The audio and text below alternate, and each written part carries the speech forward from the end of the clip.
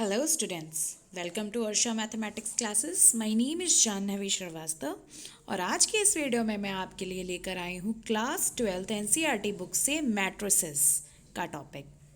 Okay so firstly हम class 12th में matrices इसलिए स्टार्ट कर रहे हैं because matrices is so easy topic और आगे के टॉपिक्स भी कंटिन्यू होंगे इसी तरह से.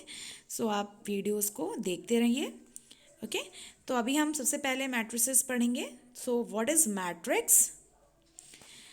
A matrix is a two-dimensional array of numbers or expressions arranged in a set of rows and columns.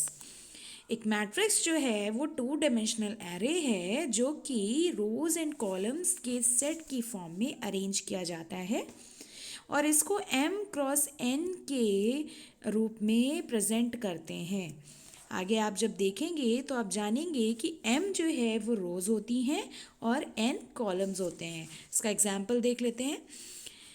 Matrices को जनरली हम बिग ब्रैकेट तो आप जानते ही होंगे.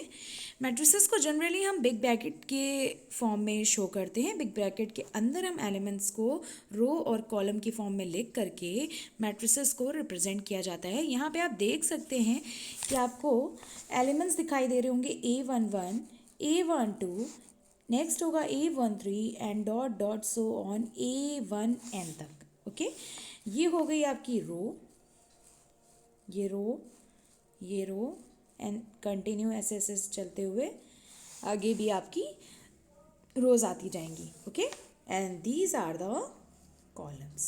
ओके तो यहाँ पे आपको शो हो रहा है यहाँ पे लास्ट एलिमेंट AMN, मतलब यहाँ पर m रोज हैं एंड n कॉलम्स हैं एंड ये मैट्रिक्स हुई m क्रॉस n की. ओके सो यहाँ पे रिप्रेजेंटेशन का ये तरीका होता है. ओके तो आगे हम कुछ मैट्रिक्स के बारे में जानेंगे. कुछ गिवन मैट्रिक्स हैं, देख लेते हैं. Row matrix. A row matrix is formed by a single row. यहाँ पे आप देख सकते हैं कि जब भी कोई मैट्रिक्स सिंगल रो मतलब एक इकलौती रो के द्वारा फॉर्म होगी तो वो क्या कहलाएगी? Row matrix. ओके और जब भी एक सिंगल कॉलम के द्वारा फॉर्म मैट्रिक्स होगी तो वो क्या कहलाएगी? Column matrix. ओके नेक्स्ट है हमारा रेक्टेंगुलर मैट्रिक्स. रेक्टेंगुलर मैट्रिक्स क्या होती है? A rectangular matrix is formed by a different number of rows and columns and its dimension is noted as m cross n. देखिए क्या होता है बेटा, जो रेक्टेंगुलर मैट्रिक्स होती है वो different number of rows and columns से बनाई जाती है. यहाँ पे ज़रूरी नहीं कि आपके पास दो ही रोज़ हों, दो कॉलम्स हों या 3 रोज़ हों, 2 कॉलम्स हों. नो मैटर व्हाट कितने कॉलम्स हैं या कितनी रोज़ हैं, आपके कितने भी कॉलम्स या कितनी भी रोज़ हो सकती हैं. तो यहाँ पे जब रेक्टेंगुलर मैट्रिक्स की बात आती है तो क्या होता है? Different rows and different columns होते हैं. यहाँ पे आप देख सकते हैं कि आपको जो है ना यहाँ पे 2 रोज़ दिख रही होंगी और यहाँ पे 3 कॉलम्स दिख रहे होंगे. ओके सो ये जो है ये मैट्रिक्स है हमारी 2x3 की मैट्रिक्स. ओके तो 2x3 की रेक्टेंगुलर मैट्रिक्स है. हमेशा रो पहले लिखी जाती है, कॉलम बाद में लिखे जाते हैं. ओके सो नेक्स्ट है हमारी square matrix. A square matrix is formed by the same number of rows and columns. जब आपके रोज एंड कॉलम्स के नंबर सेम हो जाएं तो वो कहलाती है हमारी स्क्वायर मैट्रिक्स. अब स्क्वायर का जनरली मीनिंग जानते हैं. स्क्वायर का मतलब होता है एक ही नंबर को 2 बार अगर मल्टीप्लाई कर दिया जाए तो उसको हम स्क्वायर कहते हैं, स्क्वायर ऑफ द नंबर. तो यहाँ पे जब स्क्वायर मैट्रिक्स की बात हो रही है तो हम रोज एंड कॉलम्स को जो है ना सेम रोज एंड कॉलम्स रखेंगे तो हमारे क्या हो जाएंगे? स्क्वायर मैट्रिक्स हो जाएगी. मतलब रोज और number of rows and number of columns are equal, so this is called square matrix. Okay so the elements of the form AII constitute the principal diagonal.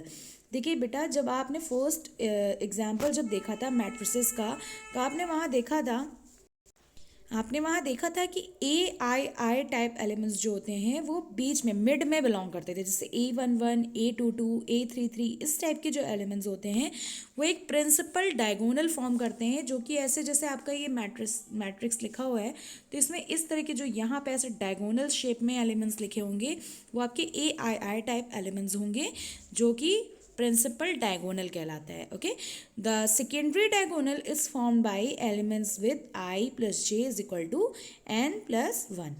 हम स्क्वायर मैट्रिक्स का example देखते हैं. यहाँ पे आपको एक matrix दिख रही है जो कि एक स्क्वायर मैट्रिक्स है. यहाँ पे आप देख सकते हैं कि number of rows and number of columns are equal. यहाँ पे देखिए 3 नंबर ऑफ रोज हैं एंड 3 नंबर ऑफ कॉलम्स है, तो यहाँ पे क्या मैट्रिक्स हो गई, 3x3 की मैट्रिक्स हो गई. तो ये हो गई आपकी square matrix and these are the diagonal elements, या बोल सकते हैं प्रिंसिपल डायगोनल. ओके, नेक्स्ट है आपका zero matrix. In a zero matrix all the elements are zeros. देखिए जब आपकी मैट्रिक्स में सारे ही एलिमेंट जीरो हो जाएं तो वो कहलाती है आपकी जीरो मैट्रिक्स या नल मैट्रिक्स. ओके, नेक्स्ट है हमारा upper triangular matrix. In an upper triangular matrix the elements located below the diagonal are zero. देखिए क्या होता है कि अपर ट्रायंगुलर मैट्रिक्स की जब बात करेंगे तो जब आपका जो डायगोनल होता है, आप डायगोनल इजीली जान गए हो कि डायगोनल क्या होता है, जो मिड के जो आई एलिमेंट्स होते हैं वो आपके डायगोनल कहलाते हैं. जैसे आपका यहाँ पे डायगोनल एलिमेंट्स क्या हैं, 1 है, -3 है एंड 2 है. ओके, सो जो अपर डायगोनल मैट्रिक्स की अपर ट्रायंगुलर मैट्रिक्स की बात करेंगे तो उसमें जो डायगोनल के ऊपर के एलिमेंट्स होंगे वो नंबर्स होंगे और जो ऊपर के नीचे के एलिमेंट्स होंगे वो जीरोज होंगे. ठीक है, तो इसमें ये कह सकते हैं कि जो अपर ट्रायंगुलर मैट्रिक्स है उसमें डायगोनल के नीचे के एलिमेंट सारे ज़ीरो होंगे. ओके, और इसी की तरह सेम होती है लोअर ट्रायंगुलर मैट्रिक्स, जिसमें आपके डायगोनल के ऊपर के एलिमेंट्स, जी देखिए आप डायगोनल देख सकते हैं यहाँ पे क्या है 2 2 6, और इसके अपर के मतलब इसके ऊपर जितने भी एलिमेंट्स हैं वो ज़ीरो होंगे और नीचे के एलिमेंट्स नंबर्स की फॉर्म में होंगे. ओके, तो ये हो गई आपकी अपर triangular matrix and lower triangular matrix. Next है हमारी डायगोनल मैट्रिक्स. देखिए जब सिर्फ डायगोनल मैट्रिक्स की बात होगी तो इसमें सिर्फ डायगोनल एलिमेंट्स होंगे, उसके अलावा जितने भी नंबर्स जितने भी एलिमेंट्स होते हैं वो ज़ीरो होते हैं. तो in a diagonal matrix all the elements above and below are zero. ठीक है, डायगोनल के नीचे और डायगोनल के ऊपर जितने भी एलिमेंट्स होंगे वो सारे ज़ीरो होंगे और केवल डायगोनल में जो एलिमेंट्स होंगे बस वही होंगे, तो कहलाएगी क्या, डायगोनल मैट्रिक्स. नेक्स्ट है हमारा scalar matrix. A scalar matrix is a diagonal matrix in which the diagonal elements are equal. देखिए स्केलर मैट्रिक्स एक डायगोनल मैट्रिक्स ही है, लेकिन कंडीशन ये होती है इसमें, इसकी एक खासियत है कि इसमें जो डायगोनल एलिमेंट्स होंगे और इक्वल, वो डायगोनल एलिमेंट्स इक्वल होने चाहिए, देन वो क्या कहलाएगी, स्केलर मैट्रिक्स कहलाएगी. ओके, नेक्स्ट है हमारा identity matrix. An identity matrix is a diagonal matrix is in which the diagonal elements are equal to 1. देखिए आप कुछ कुछ सिमिलैरिटी पा रहे होंगे. आपने देखा डायगोनल मैट्रिक्स, आपने देखी स्केलर मैट्रिक्स, और अब आप देख रहे हैं आइडेंटिटी मैट्रिक्स. देखिए आइडेंटिटी मैट्रिक्स जो है वो एक तरह की आपकी डायगोनल मैट्रिक्स है जिसमें आपके जो डायगोनल के एलिमेंट्स होंगे वो 1 होंगे, बाकी अदर 0 होंगे. ठीक है, डायगोनल का एलिमेंट ऑलवेज 1 होगा आइडेंटिटी मैट्रिक्स में. ओके, सो नेक्स्ट है हमारा ट्रांसपोज मैट्रिक्स.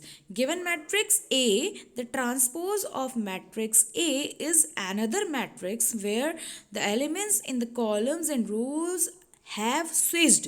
स्विच्ड का मतलब होता है चेंज कर देना उनको. ठीक है, इन अदर वर्ड्स, इनको दूसरे शब्दों में क्या कह सकते हैं कि rows become columns and columns become rows. मतलब कि रोज को हम कॉलम बना दें और कॉलम को रोज बना दें तो वो उस मैट्रिक्स का ट्रांसपोज कहलाता है.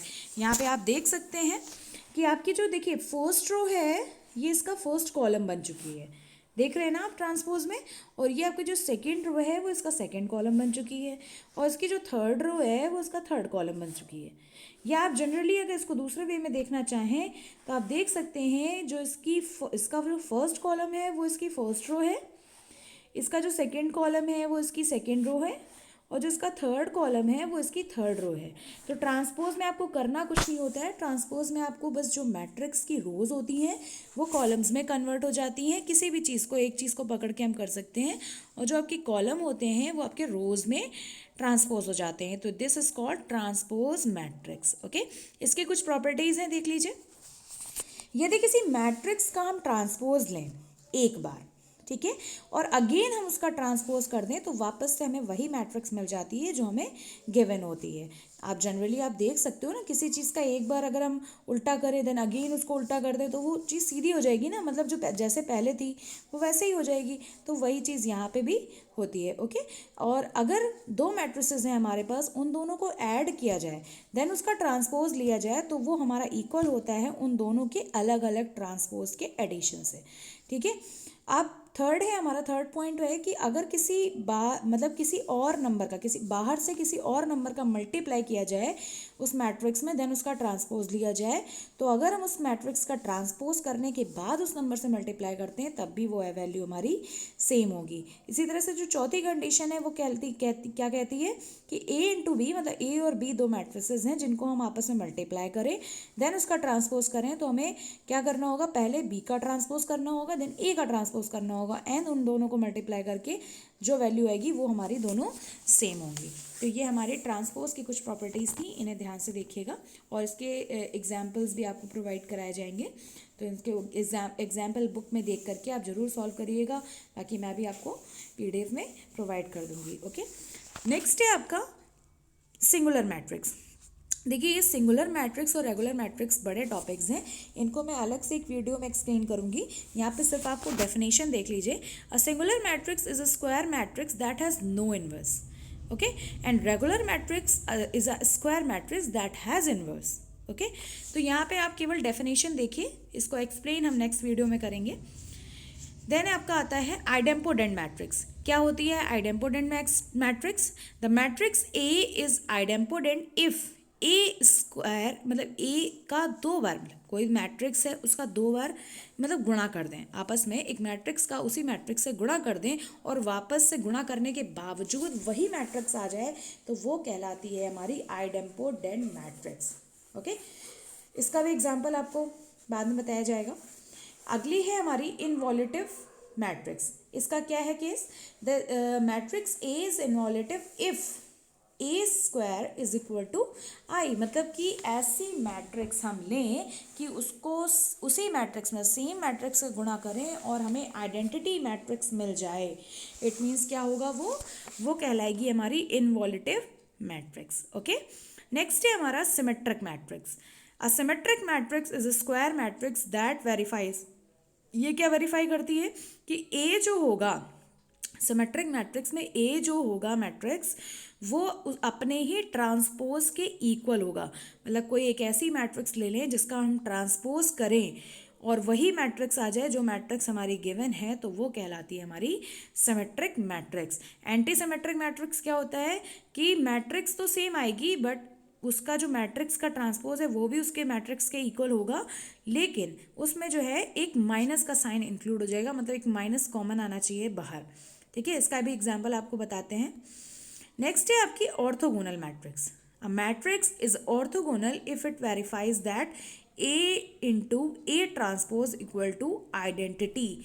तो कहने का मतलब ये है कि अगर कोई मैट्रिक्स हम लेते हैं और उसका हम ट्रांसपोज लेते हैं तो हमें मिलती है आइडेंटिटी मैट्रिक्स, तो वो कहलाएगी ऑर्थोगोनल मैट्रिक्स।